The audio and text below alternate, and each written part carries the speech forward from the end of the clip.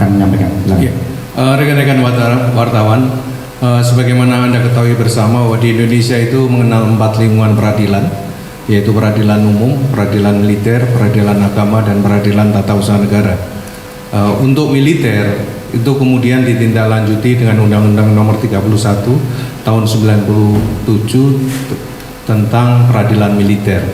Oleh karena itu, untuk setiap tindak pidana yang dilakukan oleh militer, prajurit aktif itu tunduk kepada Undang-Undang 31 tahun 1997. Selain itu juga tunduk kepada Kitab Undang-Undang Hukum Acara Pidana Undang-Undang Nomor 8 tahun 81. Jadi pada intinya tidak ada prajurit TNI yang kebal hukum, semua tunduk kepada aturan hukum.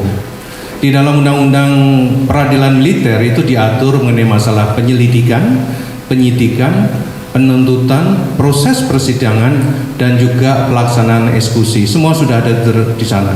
Oleh karena itu, di sana juga dengan tegas ditetapkan bahwa bagaimana itu penyelidikan, bagaimana itu penangkapan, bagaimana itu penahanan. Khusus untuk penahanan, yang bisa melakukan penahanan itu ada 3. Yang pertama adalah Ankum, atasan yang berhak menghukum. Yang kedua adalah polisi militer. Kemudian yang ketiga adalah auditor militer. Jadi selain 3 ini itu tidak punya kewenangan untuk melakukan penangkapan dan penahanan. Selanjutnya akan diproses oleh Puspom TNI, Puspom dalam hal ini sebagai penyidik, dan kemudian dilimpahkan ke jaksa militer yang dikenal dengan auditor militer. Selanjutnya melalui persidangan, dan Anda tahu semua persidangan di peradilan militer itu sudah langsung di bawah teknis judisialnya Mahkamah Agung. Jadi tidak ada yang bisa lepas dari itu.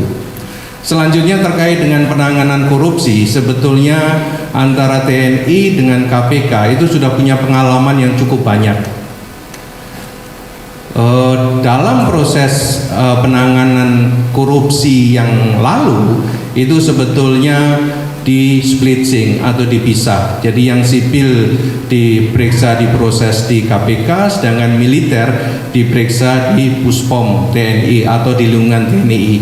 Di dalam proses pemeriksaan penyidikan, KPK ada di dalam ruangan yang sama dengan penyidik Puspom TNI. Jadi sebetulnya ketika bicara pemberantasan korupsi itu sudah ada prosedur yang saya kira berjalan dengan baik. Karena apa? Karena semuanya berakhir dengan putusan yang saya kira sangat baik. Di dalam perkembangannya dikenal dibentuk Jambit-Mil. Jambit-Mil itu sebetulnya dalam konteks koneksitas.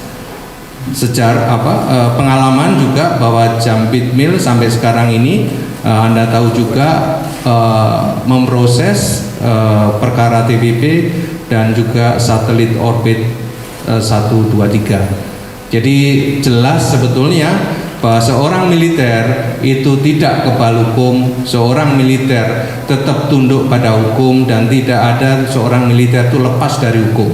Akan tetapi prosesnya militer itu punya prosedur sendiri, punya aturan sendiri.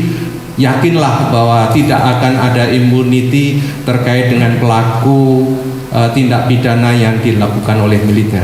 Saya kira demikian, Pak Busbet.